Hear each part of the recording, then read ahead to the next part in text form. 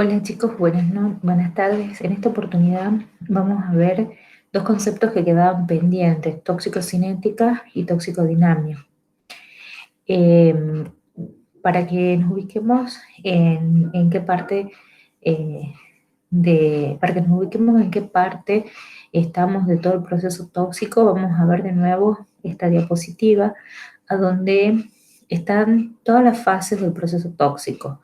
En las fases tenemos primero una fase de exposición, que es una fase importante porque de esta manera está disponible el agente físico o químico, tanto en el aire, en el agua, en los alimentos y en el suelo, para ser introducido a nuestro organismo. En este punto podemos hacer una evaluación ambiental, ya que podemos medir concentraciones de las sustancias tóxicas tanto en el aire, en el agua, en los alimentos, en el suelo. Eh, Primero, entonces ya dijimos que tiene que estar presente el tóxico. Después se tiene que absorber a través de todas las vías de nuestro organismo. Tiene que existir una disponibilidad física de la sustancia para que se pueda absorber. De esta forma va a atravesar cualquier barrera biológica por diferentes mecanismos que son los que vimos, o por difusión simple, por difusión facilitada, utilizando un transporte activo, utilizando un transporte pasivo. Después las sustancias tienen que distribuirse por todo el organismo.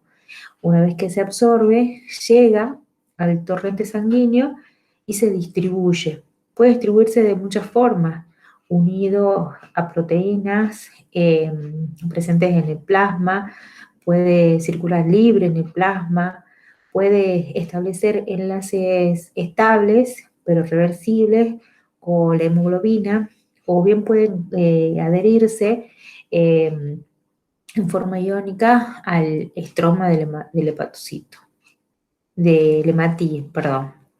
Y de esta manera se distribuye por todo el cuerpo, hasta donde puede llegar, o sea, por un lado puede llegar y ser almacenado.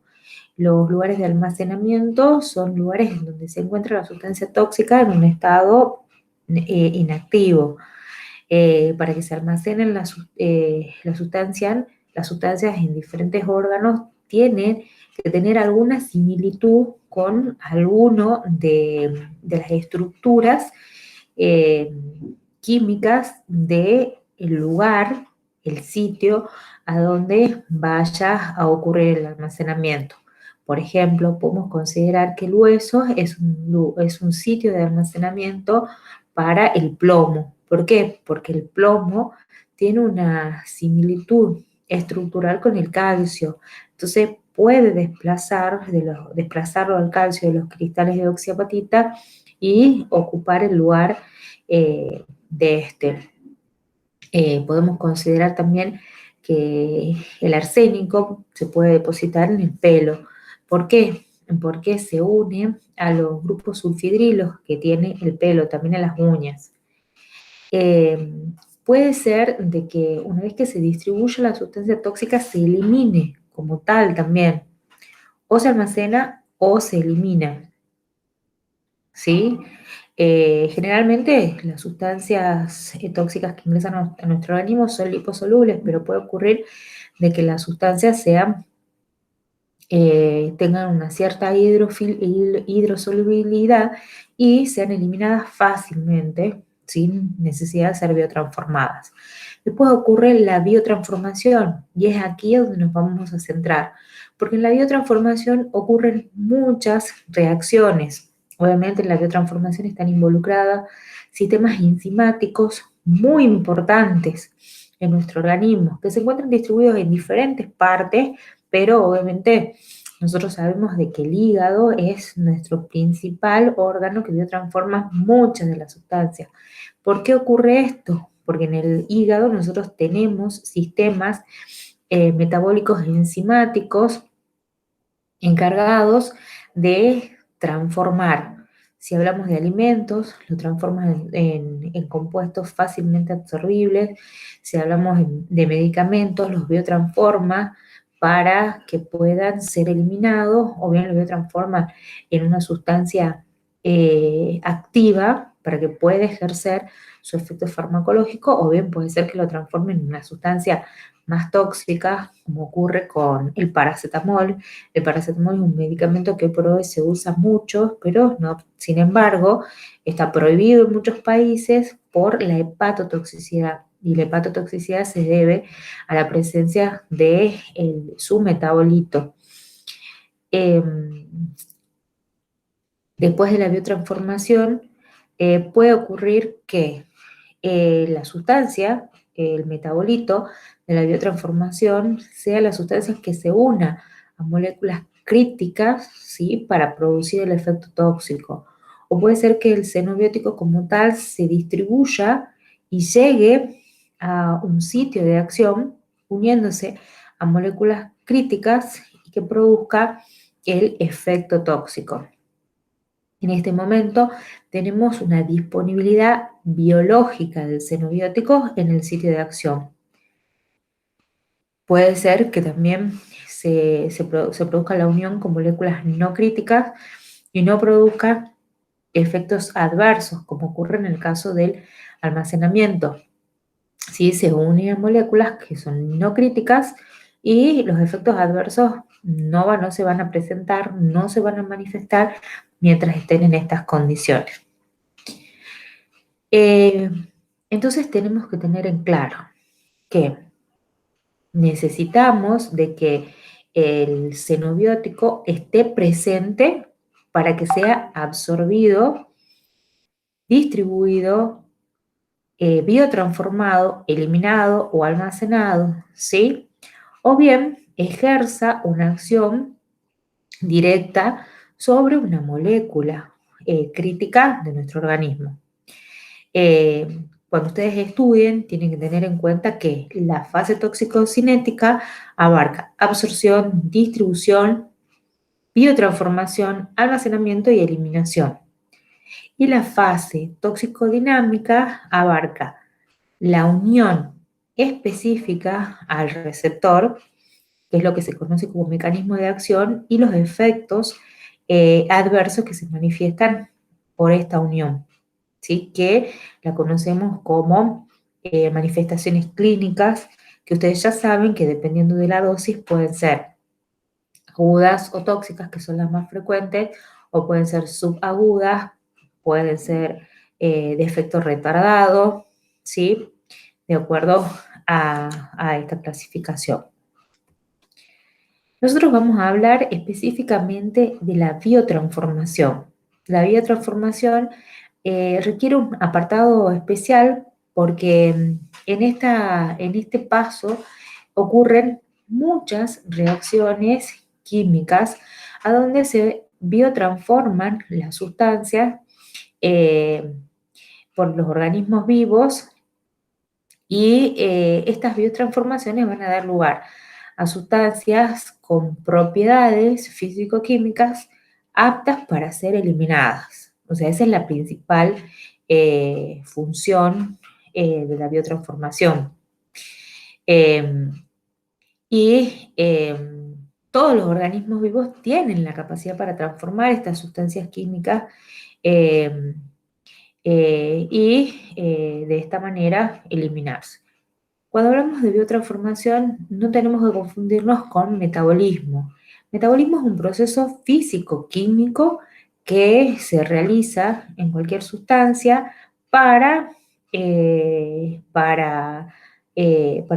sea, son reacciones químicas y físicas que se realizan o que sufren ciertas sustancias para ser absorbidas, para ser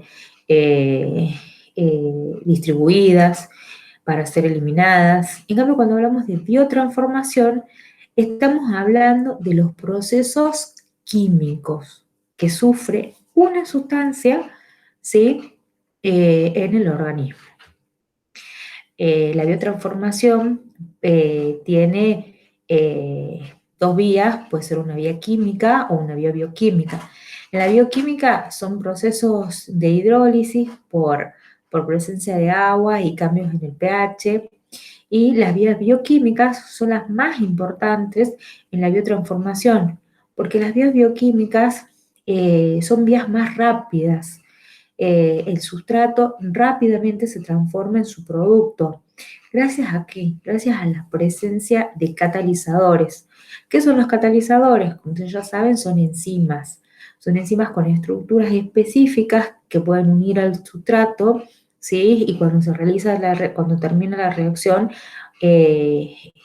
vuelven a su conformación original.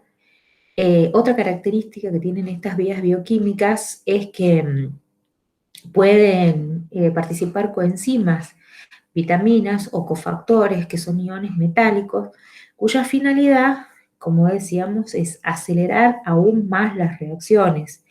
Eh, Toda reacción bioquímica sin la presencia de estas sustancias serían muchísimo más lentas eh, que una vía química, por ejemplo.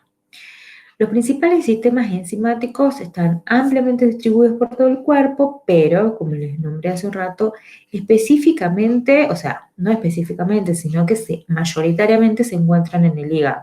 También lo podemos encontrar en el riñón, lo podemos encontrar en el pulmón, en el intestino. La biotransformación enzimática puede estar modificada por el sustrato o por otras sustancias del medio. También están sujetas al polimorfismo enzimático y un polimorfismo genético. Esto quiere decir que para una misma reacción enzimática puede ser que la enzima conformacionalmente sea diferente a otra enzima, a la misma, o sea, a la misma enzima en otra reacción. Esto es lo que se conoce como polimorfismo enzimático y por lo tanto la velocidad de la reacción va a ser distinta. Las propiedades de la reacción catalizadas por diferentes enzimas, por la misma enzima con diferente conformación, va a ser distinta. Podemos hablar de un polimorfismo genético también, que esto va a dar lugar a características similares, o sea, la reacción va a estar sujeta al polimorfismo que presenta esta enzima. ¿Cuáles son los productos de la biotransformación? Puede ocurrir que en la biotransformación se presenten o se formen compuestos inactivos, ¿sí? Como el acetaminofén. Es el que yo le había mostrado, el acetaminofén es a dosis terapéutica inactivo, no produce eh, una acción tóxica, ¿sí? Tenemos compuestos más activos, como los órganos fosforados, por biotransformación, dan lugar a otras sustancias más tóxicas todavía que la sustancia original. Dentro de los órganos fosforados tenemos el paratión que pasa a paroxón. El paroxón es más tóxico aún que el metabolito original. Puede ser que en la biotransformación haya una activación protóxica como el metanol, ¿sí? Que pasa a ácido fórmico. Estos dos, si bien son tóxicos, pero el ácido fórmico es más tóxico aún que el metanol. Puede ser que en la biotransformación dé lugar a compuestos tóxicos como el acetaminofén, que a altas dosis, ¿sí? Produce el efecto tóxico. Está comprobado de que 5 miligramos diarios de tratamientos crónicos puede producir un daño hepático. Cuando hablamos de biotransformación, tenemos que tener en cuenta que en la sangre el xenobiótico lo podemos encontrar. Como está en esta diapositiva, ¿sí? Al xenobiótico lo podemos encontrar sin transformar, puede ser un compuesto primitivo que se encuentra libre, o puede ser un compuesto primitivo que se encuentre unidos a proteínas, ¿sí? Para favorecer su distribución. Puede ser que se encuentre biotransformado, ¿sí? biotransformado en sus metabolitos en una o en varias formas activas, ¿sí? Pueden ser que se biotransforme con derivados inactivos o puede ser que los derivados estén en forma adecuada para directamente su eliminación. En la biotransformación, el organismo intenta, en el organismo el xenobiótico puede ser eliminado. O sea, una vez que se encuentra el xenobiótico en el organismo, como dijimos en la diapo anterior, puede ser eliminado sin modificar directamente como tal. El ejemplo del monóxido de carbono, que lo vemos en los prácticos, o bien puede ser que luego de un cambio estructural con modificaciones en su polaridad, por ejemplo, o en su toxicidad, puede ser que disminuya la toxicidad. Tenemos, por ejemplo, el cianuro.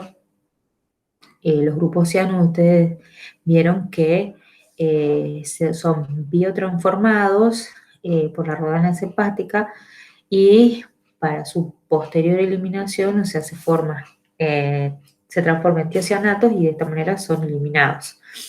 O puede ser que aumenten su toxicidad, como vimos en el etanol y en el metanol. La biotransformación de estas dos sustancias dan lugar a sustancias más tóxicas aún. En este cuadrito está básicamente todas las reacciones de biotransformación. El objetivo fundamental de la biotransformación es transformar los compuestos lipofílicos. ¿Y por qué decimos compuestos lipofílicos? Porque los xenobióticos tienen la particularidad que tienen una elevada lipofilicidad. Entonces, estos xenobióticos, a través de las reacciones de biotransformación, tratan de llegar a un compuesto hidrofílico. ¿Y por qué quieren transformarlos? ¿Por qué nuestro organismo intenta transformarlo al xenobiótico en una sustancia hidrofílica? Porque de esta manera es fácilmente eliminable.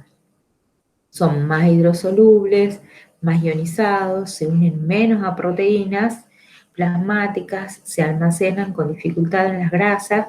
Entonces, estas son propiedades de los compuestos hidrofílicos que hacen que la sustancia fácilmente se elimine. El xenobiótico puede pasar, el xenobiótico compuesto lipofílico se transforma en hidrofílico a través de diferentes reacciones. Puede ser que el xenobiótico en la fase 1, por reacciones de oxidación, de reducción, de hidrólisis, que son las más frecuentes, hay otras, se transforman en un metabolito primario. ¿Qué es lo que se busca? Incorporarle grupos hidroxi, oxígeno al xenobiótico para transformarlo en un metabolito primario. El metabolito primario puede ya ser hidrosoluble y de esta manera se elimina. Y se elimina por cualquiera de las vías que conocemos. O puede ser que este metabolito primario todavía no tenga las propiedades físico-químicas para ser eliminado. Entonces sufren las reacciones de fase 2, reacciones de conjugación, donde el metabolito primario se transforma en sustancias más grandes, ¿sí? Sulfurono conjugado, glucurono conjugados, ¿sí? Transformándose en metabolito secundario que es hidrofílico y fácilmente excretable por orina. Como ya vimos, o sea, modificando el pH de la orina, podemos favorecer o retardar la eliminación de ciertas sustancias. En la biotransformación, como ya dijimos, la mayoría de los xenobióticos son lipofílicos y por lo tanto difíciles de eliminar por orina. Entonces, a través de las reacciones, tratan de aumentar la hidrosolubilidad. Esto es importante y lo tienen que tener en cuenta. ¿Cómo hace nuestro organismo para favorecer esta hidrosolubilidad? a través de las reacciones de fase 1 y de fase 2, donde en la fase 1 se introducen grupos polares y reactivos como grupos hidroxilos, aminos, carboxilos, sulfuros, ¿sí? Y en la fase 2 hay reacciones de conjugación con reactivos endógenos. No es que una fase es independiente de la otra o una fase esté en cadena de la otra, Pueden suceder por sí solas o bien en conjunto. En esta diapo tenemos un resumen de todas las reacciones de fase 1 y las enzimas que están implicadas en este cuadrito. Y en este otro me parecía muy importante ponerlos porque hasta acá hablamos de muchos sistemas enzimáticos que se encontraban en el hígado fundamentalmente, en el riñón, en los pulmones, en los intestinos, en el globo ocular. En el práctico vimos que el metanol produce ceguera, ¿sí? Porque actúa a nivel del nervio óptico. Entonces me parecía importante poner este grafiquito a donde nos muestra la célula hepática. En el retículo endoplasmático liso tenemos las oxidasas, ¿sí? Enzimas oxidasas que, como la citocromo P450, que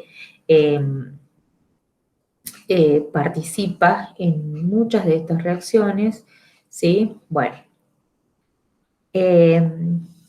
a medida de que vamos avanzando en la clase, vamos a ir hablando de cada una de estas, ¿sí? Reacciones de la fase 1, oxidación, reducción, hidrólisis, que como le dije en un principio son las más importantes, pero también tenemos reacciones de alquilación, de hidratación, de isomerización, que pertenecen a la fase 1.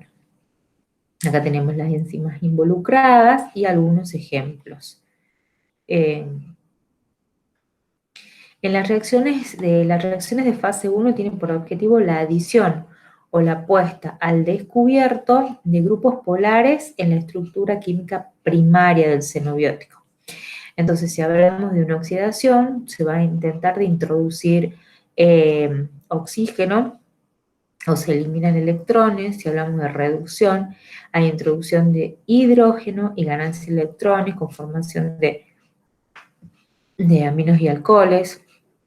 En las reacciones de hidrólisis se fragmenta la estructura del xenobiótico.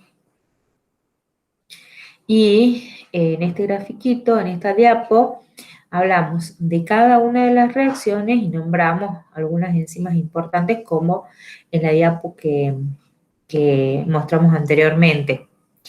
Entonces tenemos, dentro de las reacciones de la fase 1, reacciones de oxidación con formación de grupos polares. Acá pueden ocurrir las reacciones en sistemas oxidativos microsomales o en sistemas oxidativos no microsomales. Las enzimas que están involucradas tenemos las monooxigenasas de función mixta y las aminooxidasas que producen hidroxilaciones, epoxidaciones, desaminaciones, desalquilaciones. Y acá vamos a tener que prestar especial atención porque, por ejemplo, en este tipo de reacciones, como la formación de epóxidos o de radicales libres, se forman sustancias mucho más reactivas, altamente tóxicas para la célula y que producen rápidamente la muerte celular y procesos de necrosis tipo cancerígenos sobre todo. Oxidativos no microsomales, tenemos el alcohol y el alcohol y la aldehído deshidrogenasa, tenemos amidaciones, oxidaciones de aminas, alcoholes y aldehídos. Acá tenemos el ejemplo de la aldehído deshidrogenasa, el alcohol deshidrogenasa, que fueron las enzimas que estudiamos para el práctico de alcohol. Las reacciones de reducción forman grupos amina y alcohol. Tenemos como ejemplo de enzima las nitrorreductasa. En las reacciones de hidrólisis se forman nuevos grupos polares.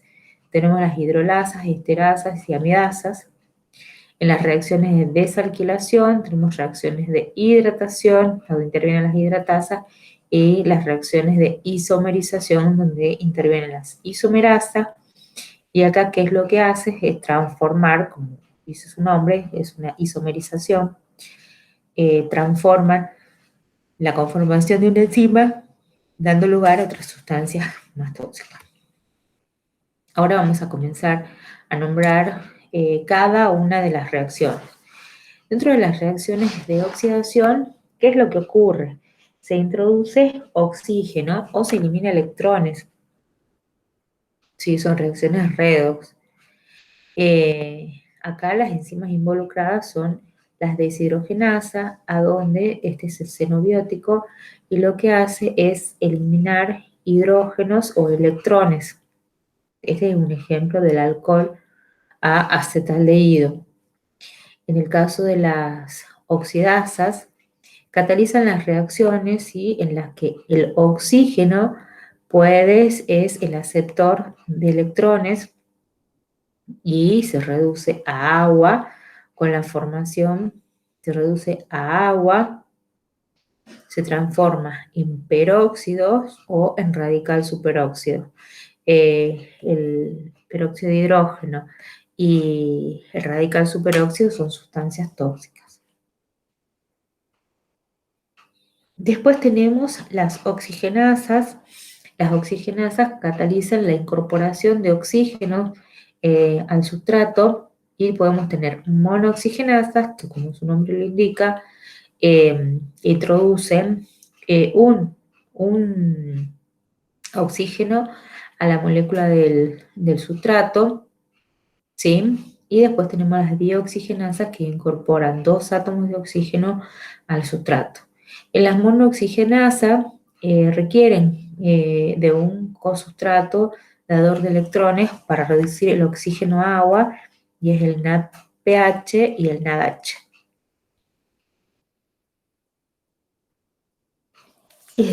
Las monooxigenasas pueden ser microsómicas o no microsómicas. Dentro de las monooxigenasas, o sea, sabemos que las monooxigenasas utilizan un segundo mensajero, y esto es importante. Generalmente utilizan el NADP y el NADPH como segundo mensajero.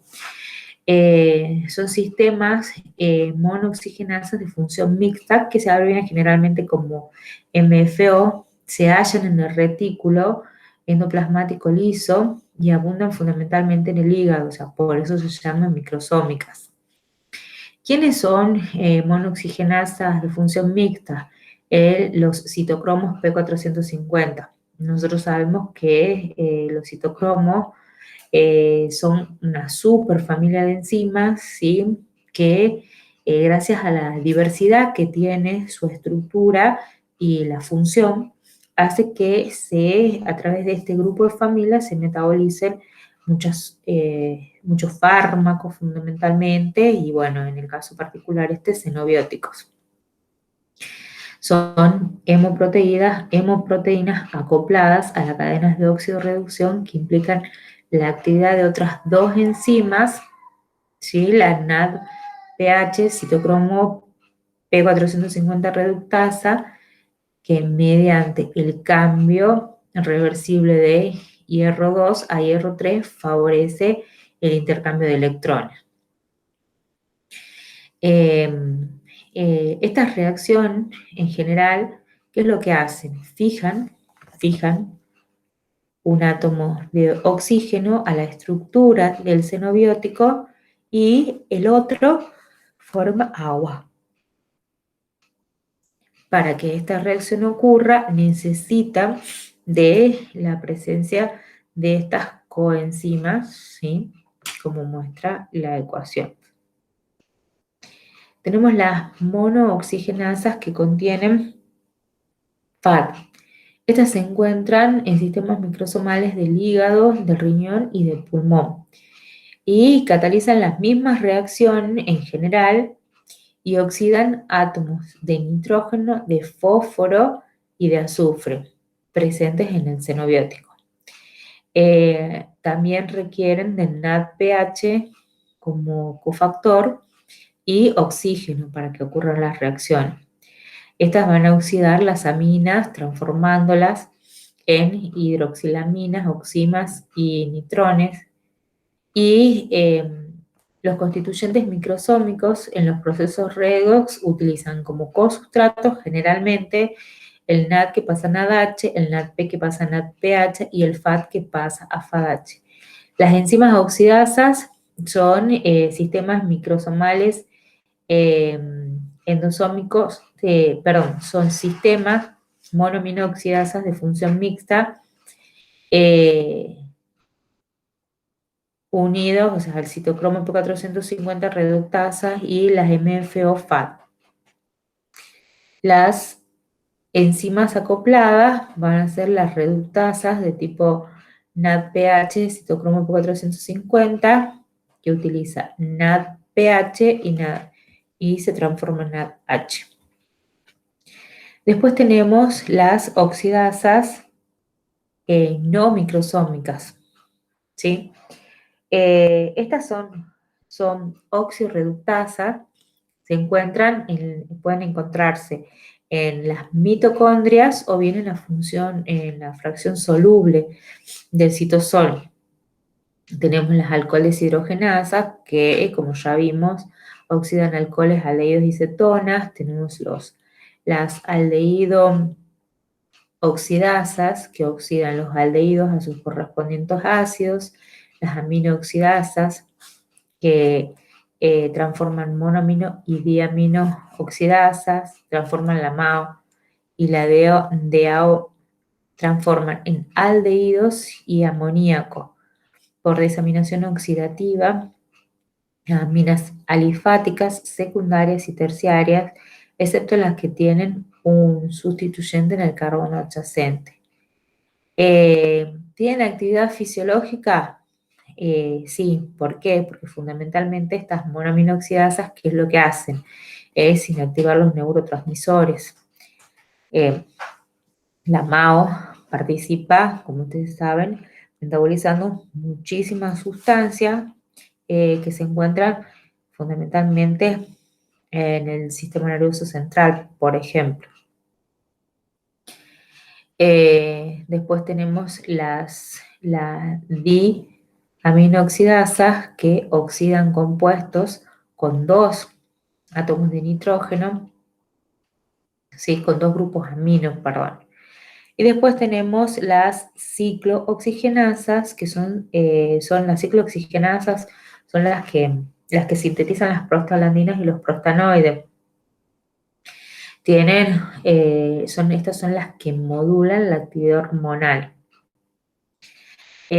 Actúan como oxidantes de xenobióticos sin participación de oxígeno. Se generan radicales libres a nivel del riñón y de la vejiga. Dentro de las reacciones de reducción, sí, que son otras de las reacciones, tenemos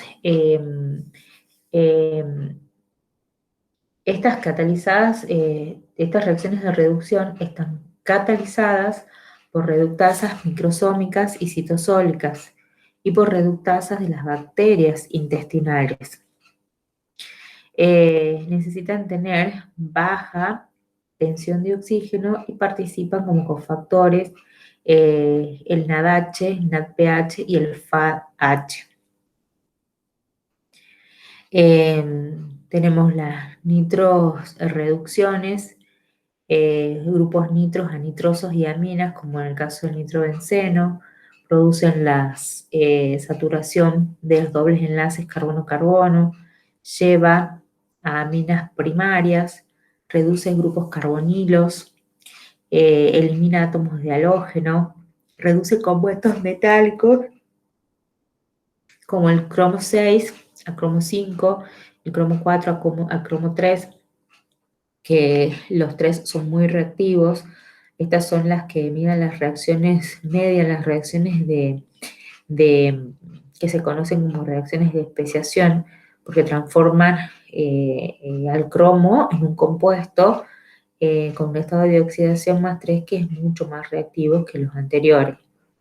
Formación de anión superóxido por la citocromo P450 reductasa, reducción de reducción por 2 electrones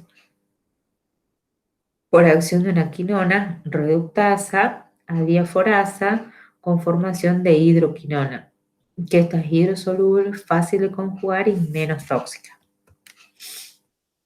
Las reacciones de hidrólisis pueden ser de ésteres, de aminas, de compuestos sustituidos, no requieren energía. Tenemos de tipo A, no se inhiben por ésteres organofosforados como la ariltransferasa, y después tenemos los que se inhiben por órganos fosforados, que son las colinesterasas.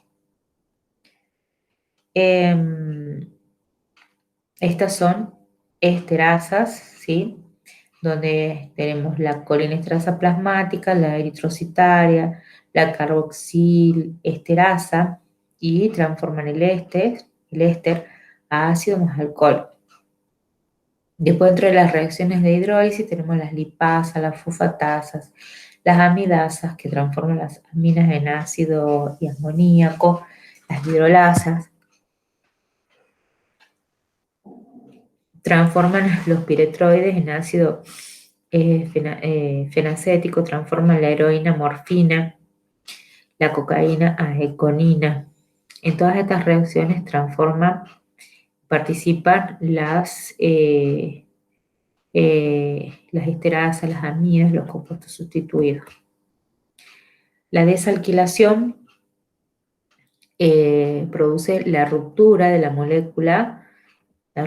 molécula a este nivel, ¿sí? Con la separación de los grupos arilo o alquilo, que suelen incluir oxidaciones con citocromo P450. Después tenemos la hidratación, que es lo que hacen. Generalmente cuando hay epóxidos, los transforman a estos epóxidos en dioles que son menos tóxicos, menos inactivos. Esto es gracias a la presencia de las epóxidos y hidrolasa. Los epóxidos son muy reactivos, reaccionan con el ADN y algunos son potentes cancerígenos. Las isomerasas transforman a una sustancia en otra con igual fórmula química, pero de diferente estructura. Generalmente se transforman en el enantiomer, uno es cis, el otro es trans. Ocurren estas isomerizaciones por el pH, la temperatura, la luz, por la presencia de catalizadores. Hay algunos plaguicidas que tienen esta particularidad. Y bueno, hasta acá todas las reacciones que vimos son reacciones de la fase 1. ¿Sí? Dijimos que eran reacciones de oxidación, reacciones de reducción, reacciones de hidrólisis, que son las más comunes. Estas tres son las más comunes, pero también existen otras reacciones como la desalquilación, la hidratación y la isomerización. Estos lo transforman en un metabolito primario a la sustancia tóxica. Después, este metabolito primario puede sufrir las reacciones de fase 2, reacciones de biosíntesis, donde hay conjugación o adición.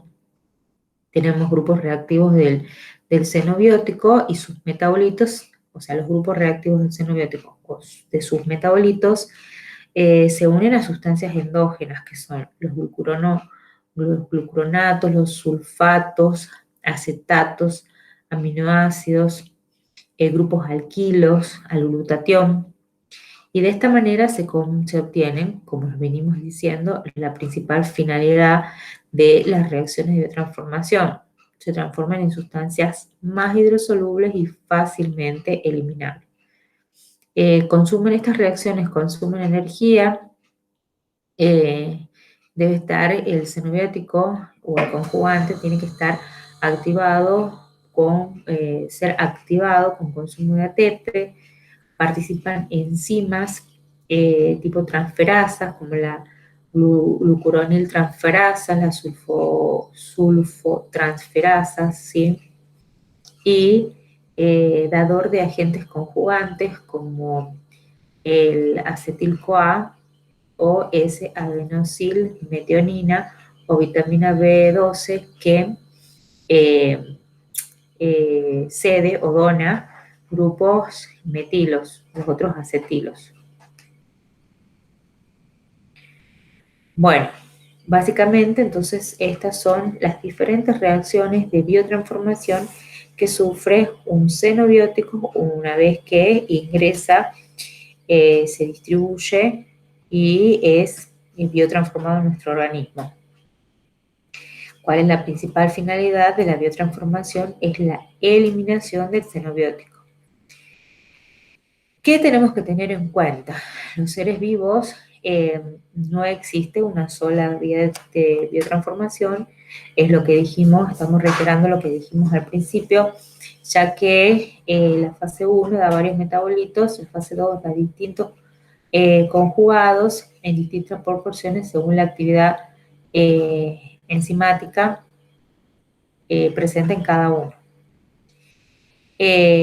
Los conjugados y los metabolitos también no siempre son compuestos de menor toxicidad, como vimos en una de las primeras diapositivas.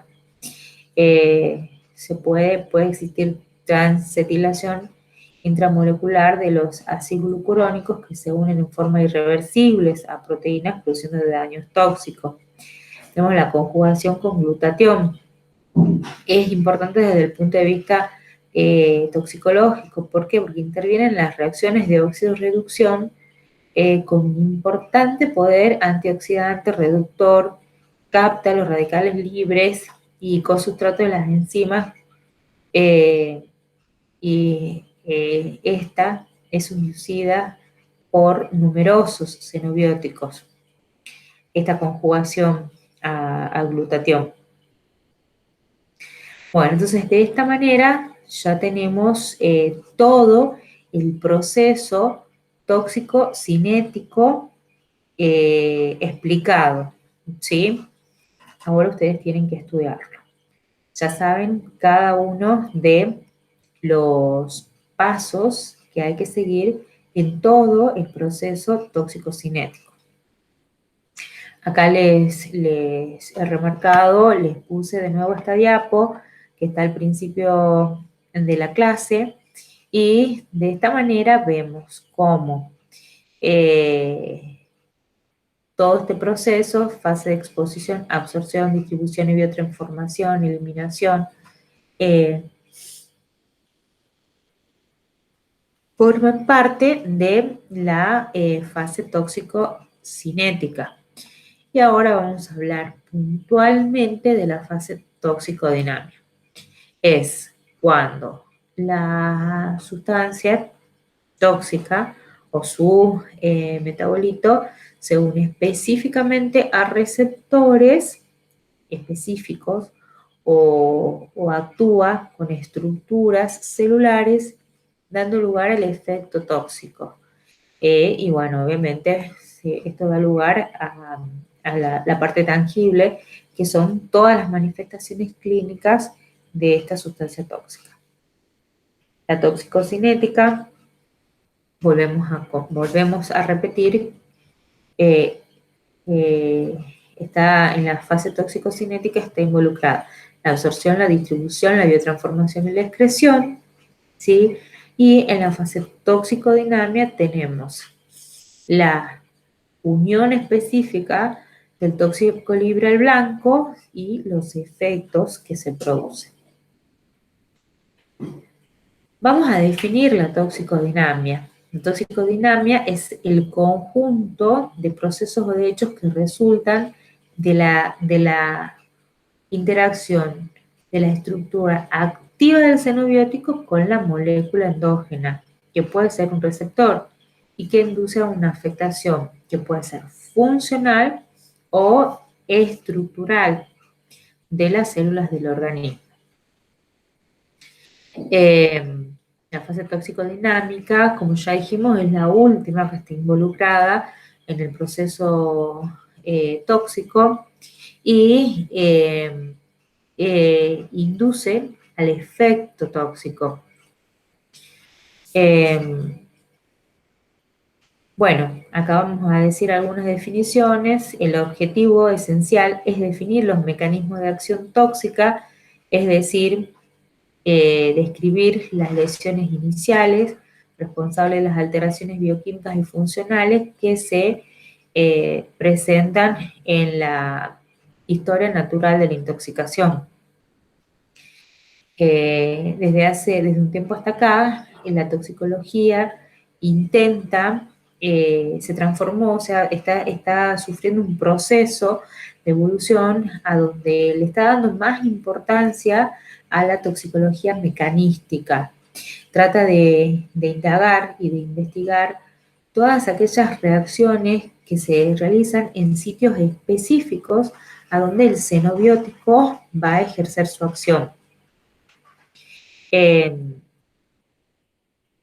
bueno, esta impronta mecanística que se le va dando a la toxicología permite que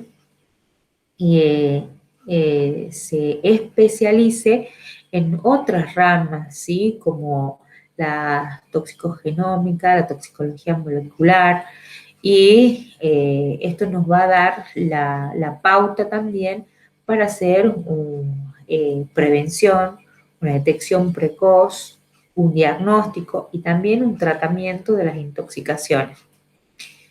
En la toxicodinamia o toxicodinámica dijimos de que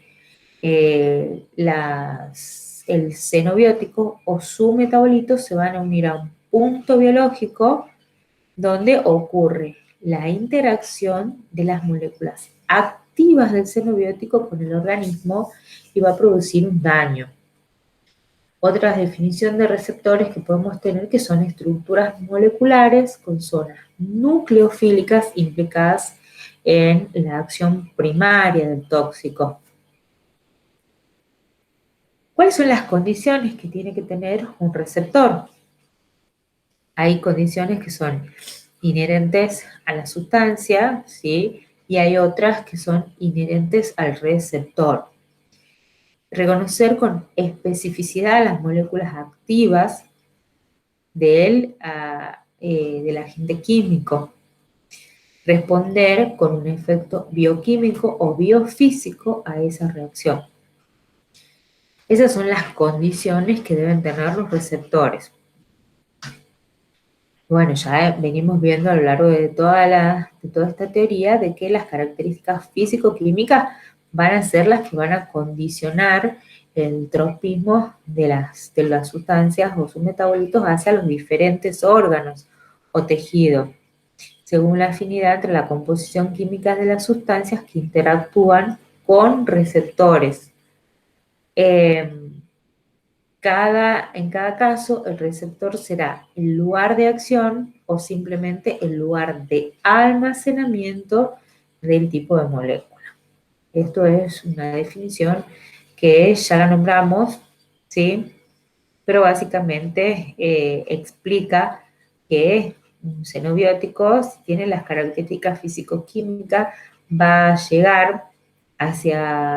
recorrer y va a recorrer diferentes órganos y tejidos hasta llegar al sitio a donde va a ejercer su acción con el receptor específico. Este va a ser el diana para la acción, ¿sí? O simplemente va a ser el lugar a donde se almacena. Podemos entender el proceso de acción tóxica dividiéndolo en dos tipos de lugares de acción.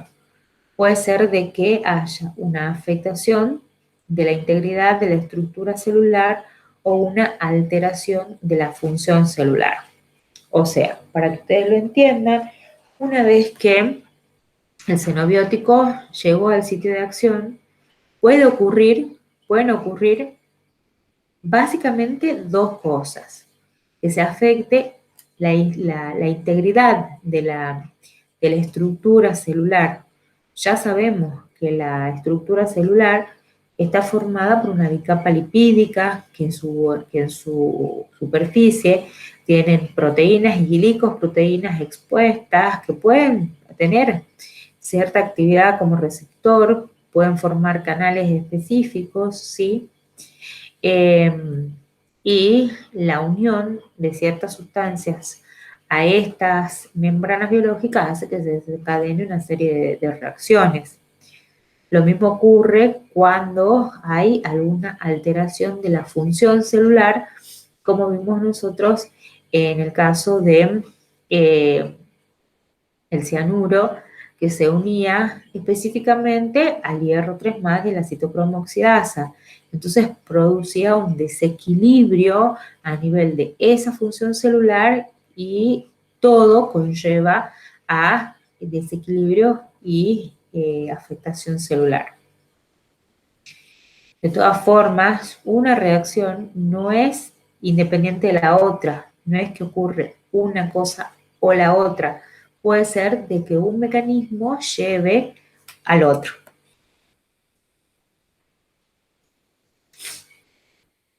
Ahora vamos a hablar específicamente de la afectación de la integridad de la estructura de la célula. Entonces, puede ser de que las células, puede ser de que el xenobiótico actúe específicamente en alguna parte de las estructuras celulares. Puede ser que altere la membrana, puede ser que haya una alteración en los retículos endoplasmáticos, en las organelas subcelulares, puede ser que haya una destrucción total, que es lo que se conoce como necrosis o muerte celular, que se puede dar a través de una apoptosis o de una oncosis.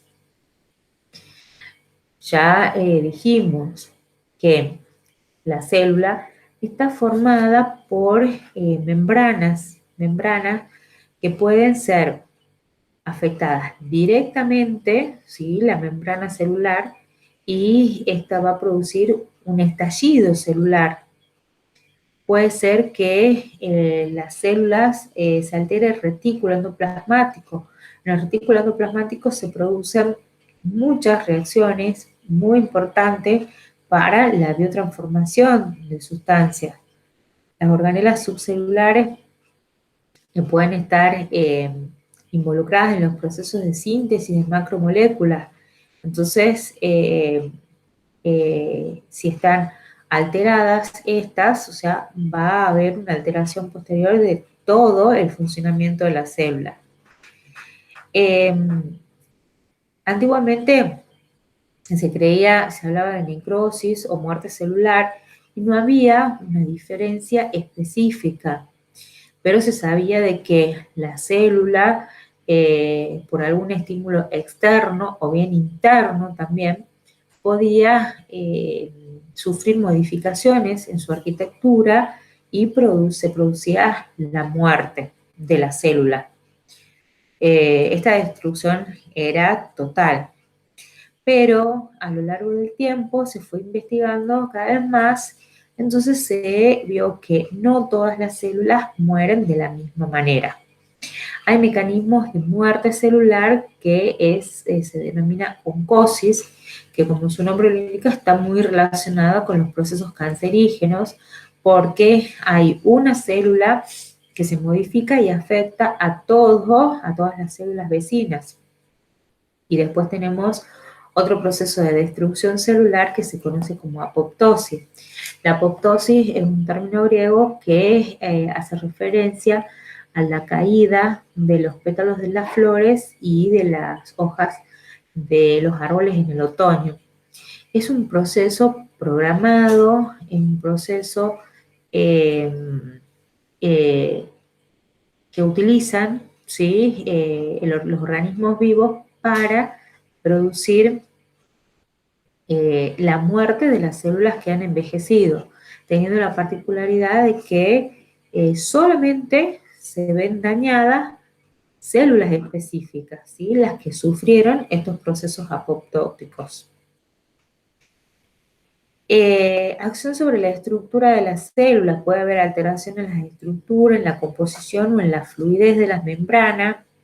Puede haber alteración en las estructuras y órganos subcelulares. Puede haber reemplazo de tipos de células como en la fibrosis. Entonces, estas son las acciones sobre la estructura de la célula, que es un poco lo que hablamos en la diapositiva anterior. En la afectación de la función de la célula, ¿sí?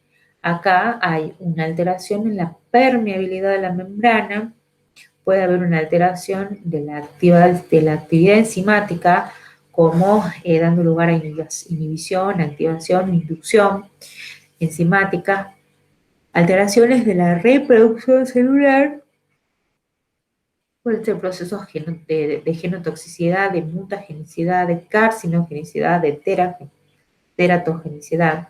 Ya vamos a ver una diapositiva a donde ponemos ejemplos de cada uno. Acción sobre la función de la célula puede generar hipoxia, daños en los sistemas enzimáticos, disrupción en la síntesis de proteínas, formación de sustancias reactivas dentro de la célula que son altamente tóxicas, modificaciones de algunas funciones bioquímicas, alteraciones de algunos mecanismos fisiológicos, alteraciones del material genético e interferencias con los procesos de nutrición, ¿sí? Y en este cuadrito vemos varios ejemplos de la acción sobre la estructura de la célula y sobre la función de la célula. Ya sabemos que la destrucción total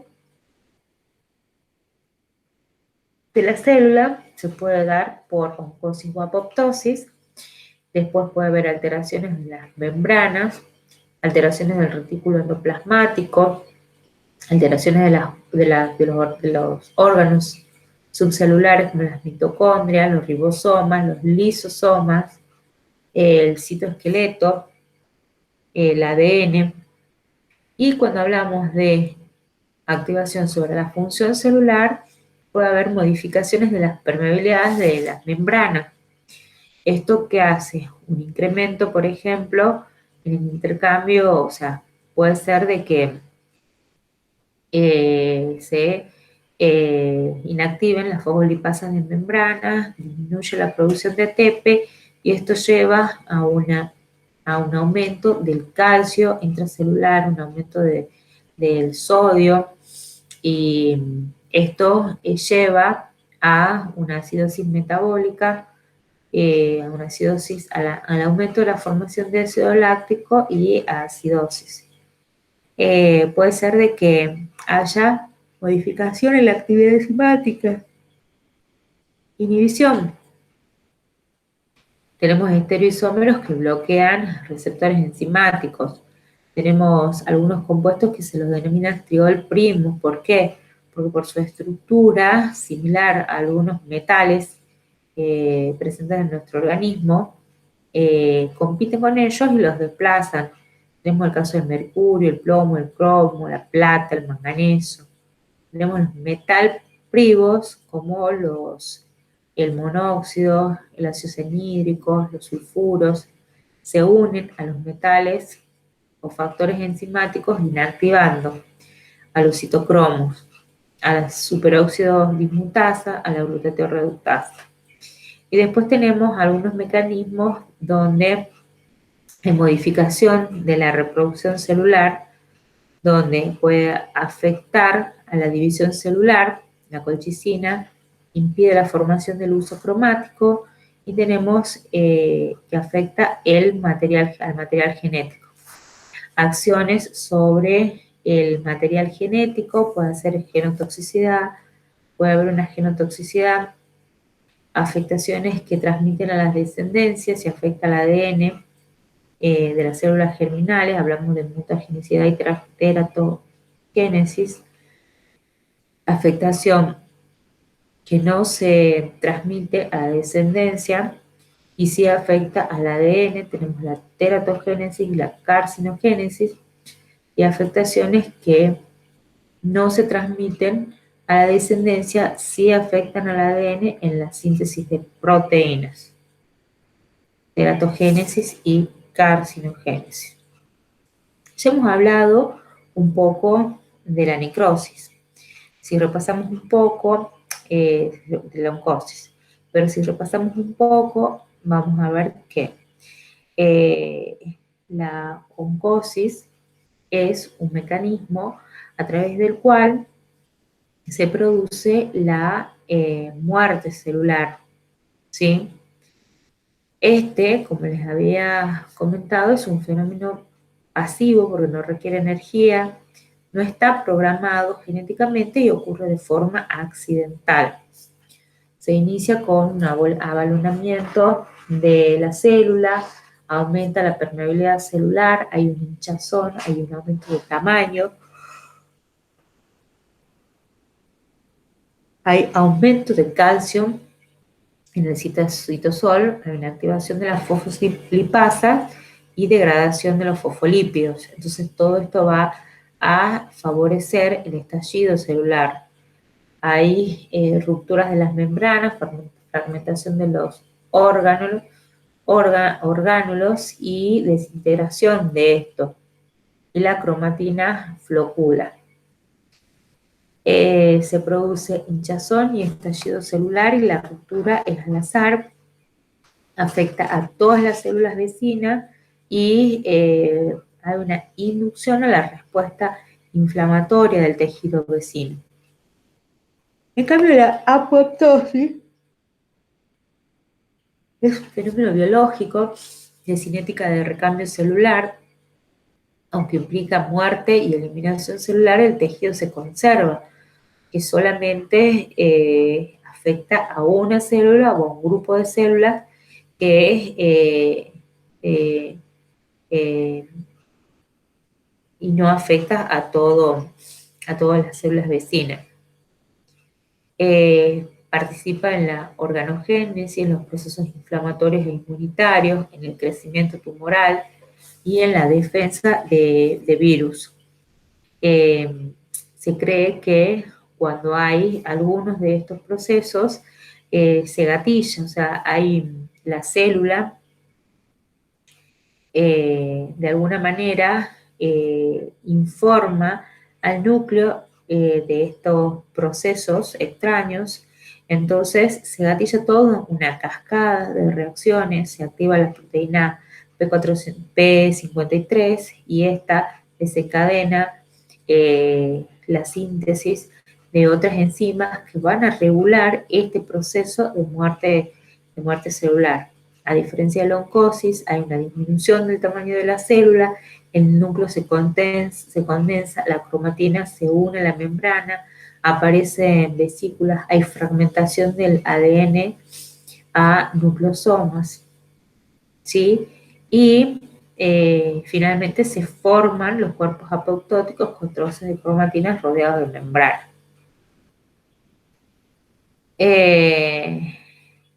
Síntesis de proteína puede actuar como reguladores de la transcripción, frenando la proliferación celular. Activadores de enzima proteolíticas como endonucleasas, captasa, topoisomerasas, transglutaminasas, que alteran o fragmentan proteínas y ADN. Entonces, en la apoptosis se activa la síntesis de todas estas enzimas que van a tener un rol importante en la respuesta celular. Existen genes que frenan la apoptosis, que actúan como apoptóticos, los que también pueden ser inhibidos, quedando libres para actuar en la apoptosis. Bueno, entonces hemos hablado de estos dos procesos importantes de muerte celular que están involucrados en la toxicodinamia. Ahora, vamos a hablar de los efectos tóxicos, dependiendo de la estructura de la molécula que se trate.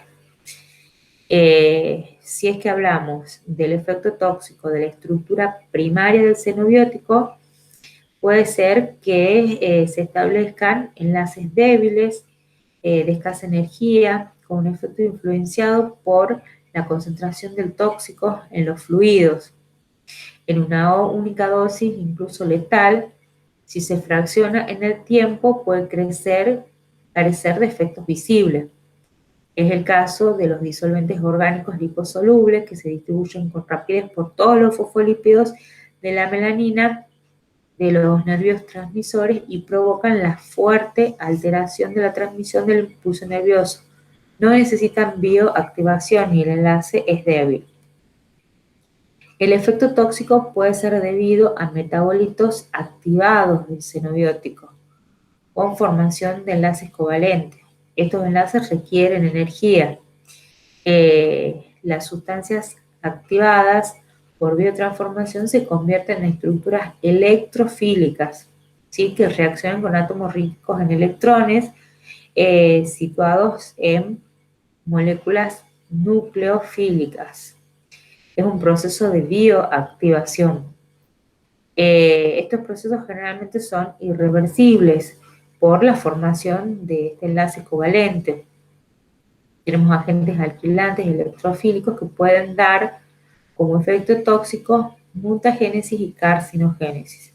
El paracetamol es un ejemplo de biotoxificación porque se transforma en el N-acetilparaminofenol, es transformado por las enzimas microsómicas en derivados electrofílicos imino-benzoquinona que se unen covalentemente a las proteínas hepáticas y producen el efecto tóxico. Otros ejemplos de formación de enlaces covalentes y por lo tanto metabolitos de actividad más tóxica que el xenobiótico, tenemos los órganos fosforados que producen la inhibición de la acetilcolinesterasa, el plomo produce un bloqueo enzimático en muchas de las enzimas responsables de la síntesis del grupo M. Tenemos a la M sintetasa, a la D, el arsénico se une covalentemente con la enzima ácido hidrolipoico con acumulación de ácido pirúvico. Y después tenemos efectos tóxicos debido a compuestos intermediarios reactivos. En este caso tenemos formación de radicales libres. Los radicales libres son sustancias muy tóxicas, ¿sí? Que dan lugar a diferentes mecanismos de muerte celular. Se transforman, se forman o aparecen los radicales libres como producto de la biotransformación de los xenobióticos. Poseen estructuras electrofílicas potentes y son electrones desapareados en su orbital externo, ¿sí? Se forman por ganancia de electrones, por pérdida de electrones o por fisión homolítica. Por ganancia de electrones, la molécula del xenobiótico acepta electrones de las enzimas reductasa. Es lo que ocurre con el paraquat, la doxorubicina, la nitrofurantoína, que forma radicales superóxidos. Por pérdida de electrones tenemos xenobióticos nucleofílicos. Pierden un electrón en reacciones catalizadas por por peroxidasas para formar el radical libre. Fenoles, hidroquinonas, aminofenoles, aminas, fenotiacidas, tioles. Y los radicales libres formados por fisión homolítica de un enlace covalente, hay una escisión homolítica de la molécula. Si tenemos, por ejemplo, la molécula A o B, puede ser por una energía externa, cualquier proceso metabólico, con una reacción óxido-reductasa se convierte un solo electrón. se produce la fisión homolítica, tenemos el radical libre A y el radical libre B. Y estos pueden ser ejemplos de enlaces carbono-carbono, carbono-oxígeno. Todos ellos pueden formar radicales libres por fisión homolítica. En esta diapo vemos diferentes ejemplos de sustancias que pueden formar radicales libres. El tetracloruro de carbono. El citocromo P450 reducido origina la formación del radical con una gran reactividad frente a los dobles enlaces de los fosfolípidos de las membranas celulares. Entonces las lesionan al hígado y a otros tejidos como el pulmón y la degradación de enzimas con grupos tioles. Esas son las diferentes reacciones que producen el radical del tricloruro de carbono. Y ahí tenemos la reacción. Entonces, esta sustancia, que es el tricloruro de carbono, el radical tricloruro de carbono, reacciona dando este radical. El radical triclorometil puede unirse con otro radical hidrógeno formando in situ cloroformo con una actividad biológica específica. Formación de superóxidos. Entonces hasta acá vimos la formación de radicales libres. Ahora vamos a ver la formación de superóxidos. Estos tienen una importancia toxicológica. Intervienen en acciones, es un caso particular de acción con intervención de radicales libres. Los radicales superóxidos se forman en las células cuando el oxígeno molecular recibe una reducción univalente, consume un electrón. ¿Estos qué importancia tienen? Atraen fuertemente a los electrones de los nitrofuranos, nitroimidazoles, nitrofenil, el paraquat, los herbicidas. Estos pueden desviar electrones transportadores por las cadenas respiratorias mitocondriales y formar radicales activos. El radical superóxido de actividad biológica normal no resulta muy reactivo por sí mismo. Bajo el control de las metaloenzimas superóxido dismutasa, origina peróxido de hidrógeno que puede experimentar fisión homolítica reducida transfiriendo un electrón de un metal de transición como el hierro 3+, dando lugar al anión hidroxilo y al radical hidroxilo. Estos aniones están implicados en las reacciones tóxicas de pesticidas, de herbicidas, en los procesos de envejecimiento prematuro, en la necrosis celular, y alteran los lípidos insaturados con rupturas de membrana. Entonces, en la fase tóxico-dinámica vamos a tener en cuenta que